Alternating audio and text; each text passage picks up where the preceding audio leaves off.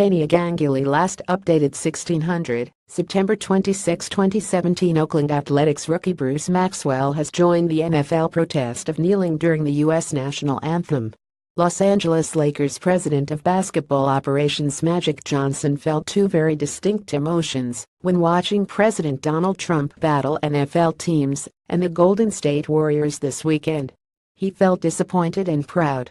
He was disappointed that the president was focusing on athletes engaging in protests rather than the issues they were protesting. He was proud to see NFL owners and coaches back their players' rights to protest. Former NBA star Magic Johnson of the Los Angeles Lakers thinks Trump needs to be the bigger man in the current protests.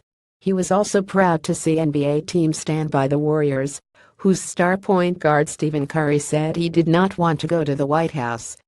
More Dallas Cowboys join protests. NFL protests spread to MLB. Obama backs NFL star Kaepernick's right to protest. Kaepernick refuses to stand during U.S. anthem. We'll have bigger problems in our country than to worry about people who are exercising their freedom of speech, Johnson said. The White House press conference on Monday was dominated by the battle of words between President Donald Trump and many of the country's top athletes over kneeling during the national anthem. Jane Lannelly reports. North Korea is a big problem. Job creation is a major problem. Making sure that our schools are better. I could just keep going. These are things he should be concentrating on. We elected him to concentrate on those things. What I'm disappointed at is the fact that these young men who are saying, hey, there's problems in our community in urban America, and nobody's looking to address these issues and problems. That's what Colin Kaepernick was not standing up for the national anthem for. Because he wanted the shootings in our community to stop, he wanted better books and computers in our schools.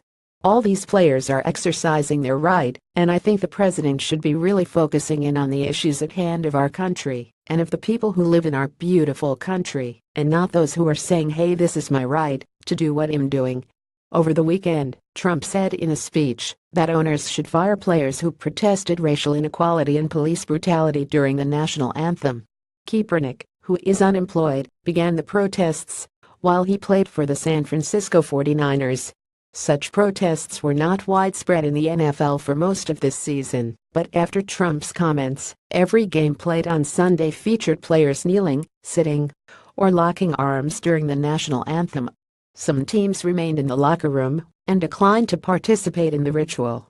Some owners and coaches also joined their players in locking arms. I was so proud of the owners and coaches who were backing the players in the NFL, Johnson said. I was also proud of all of us, from Commissioner Adam Silver to all of us who backed Golden State. Because it was important to say, hey, we backed Golden State 150%, and this is the decision they made. Well, I guess the president made it for them. We gotta move on past this and get the country headed in the right direction. That's it.